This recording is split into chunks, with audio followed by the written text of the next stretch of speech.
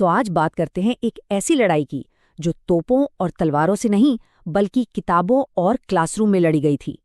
ये थी ब्रिटिश भारत में शिक्षा की लड़ाई। एक ऐसी जंग जिसका मकसद था भारत की सोच और उसकी आत्मा को जीतना। और ये सब ना एक ही सवाल पर आकर टिक जाता है।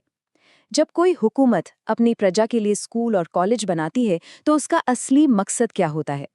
यही वो सवाल है जो उस पूरी आइडियोलॉजिकल बैटल की जड़ में है, जिसे आज हम समझने की कोशिश करेंगे। देखिए, अंग्रेजों के लिए भारत पर कब्जा करना सिर्फ जमीन हड़पने या टैक्स वसूलने का मामला नहीं था।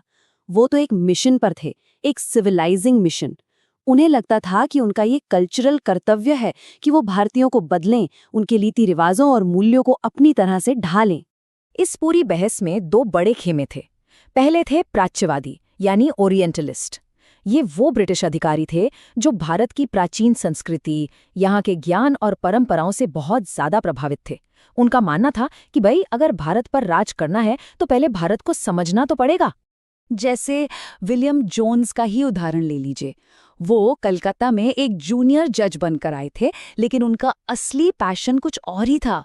वो लिटरली घंटों पंडितों के साथ बैठकर संस्कृत के पुराने ग्रंथों में खोए रहते थे। वो प्राच्यवादी सोच की एक जीती जागती मिसाल थे।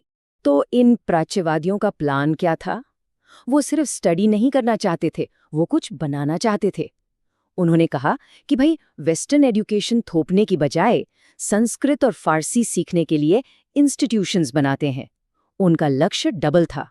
एक तो भारतीयों को अपनी ही विरासत की महानता से फिर से जोड़ना, और दूसरा खुद अंग्रेजों को भारत के गहरे ज्ञान से परिचित कराना। लेकिन हर कोई इस नजरिए से सहमत नहीं था और जल्द ही एक वैचारिक जंग छिड़ गई।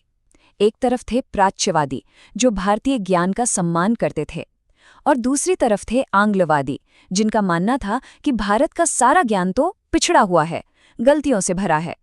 उनके लिए आगे बढ़ने का सिर्फ एक ही रास्ता था, पश्चिमीकरण।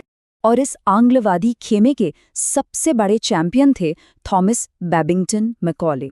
मैकॉले भारत को एक पिछड़े, असभ्य देश की तरह देखते थे जिसे उनके हिसाब से सुधार की सख्त जरूरत थी। उनकी नज़र में पूरब का सारा ज्ञान विज्ञान मतलब सब कुछ बेकार था। और फिर मैकॉले ने वो कहा जिसने सब कुछ बदल दिया, एक ऐसा वाक्य जिसने इस बहस को लगभग खत्म ही कर दिया। उन्होंने कहा, एक अच्छे यूरोपीय पुस्तकालय की एक शेल्फ भारत और अरब के संपूर्ण देशी साहित्य के बराबर है। ये एक ऐसा बयान था जो आने वाली पीढ़ियों के लिए भारतीय शिक्षा की दिशा तय करने वाला था। मैकॉले की जीत के बाद तो जैसे बदलाव की आंधी ही आ गई। 1835 में इंग्लिश एजुकेशन एक्ट ने अंग्रेजी को हायर एजुकेशन की ऑफिशियल भाषा बना दिया।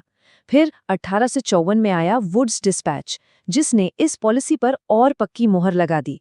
और 1857 आते आते तो क्या हुआ? कैलकाटा, मद्रास और बॉम्बे में ब्रिटिश मॉडल पर नए नए विश्वविद्यालय खुल गए। मतलब खेल पूरी तरह से बदल चुका। तो इस नई ब्रिटिश प्रणाली ने आखिर बदला क्या?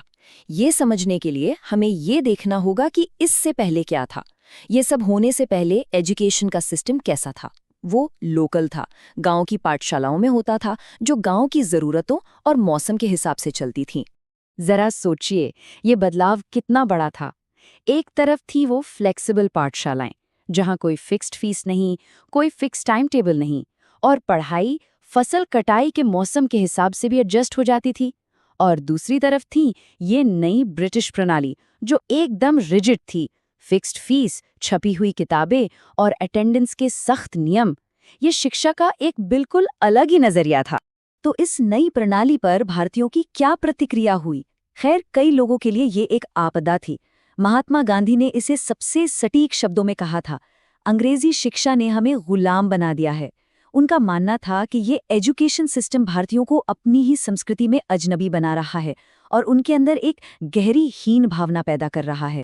और गांधी इस लड़ाई में अकेले नहीं थे।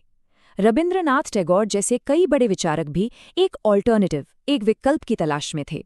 उन्होंने एक राष्ट्रीय शिक्षा का सपना देखा, एक ऐसी प्रणाली जो ब्रिटिश मॉडल की नकल न हो, बल्कि भारतीय मूल्यों और ज़रूरतों की ज़मीन पर खड़ी हो। गांधी और टैगोर दोनों ही एक भारतीय शिक्षा प्रणाली चाहते थे, लेकिन उनके रास्ते थोड़े अलग थे। गांधी के लिए एजुकेशन का मतलब था सेल्फ रिलायंस, आत्मनिर्भरता, हाथ का हुनर सीखना, भारतीय भाषाओं का इस्तेमाल करना और अपना खोया हुआ आत्मसम्मान वापस पाना।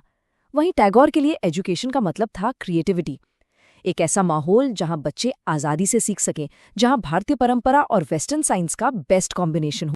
और ये था टैगोर का सपना जो सच हुआ, शांति निकेतन, यानी शांति का निवास। यहाँ क्लासरूम 4 दीवारों में कैद नहीं थे, बच्चे प्रकृति के बीच, पेड़ों के नीचे सीखते थे, एक ऐसे माहौल में जो उनकी जिज्ञासा और रचनात्मकता को पंख देता था। तो क्या अंग्रेजों के जाने के साथ ये लड़ाई खत्म हो गई? बिल्कुल नहीं। असल में ये तो बस शुरुआत थी। एक आज़ाद देश के तौर पर भारत को ये तय करना था कि राष्ट्रीय शिक्षा का असली मतलब क्या है, और ये एक ऐसी बहस है जो आज भी हमारे बीच गूंजती है। और अंत में हम सब इसी बुनियादी सवाल पर वापस आते हैं, शिक्षा का असली मकसद क्या है? क्या इसे हमें हमारी जड़ों से जोड़ना चाहिए या फिर हमें आने वाले कल के लिए पंख देने चाहिए? अपनी संस्कृति को बचाना या एक ग्लोबल दुनिया के लिए तैयार होना? ये वो दुविधा है जो इस पूरी कहानी के केंद्र में है, और ये एक ऐसा सवाल है जिसका सामना हम सब आज भी करते हैं।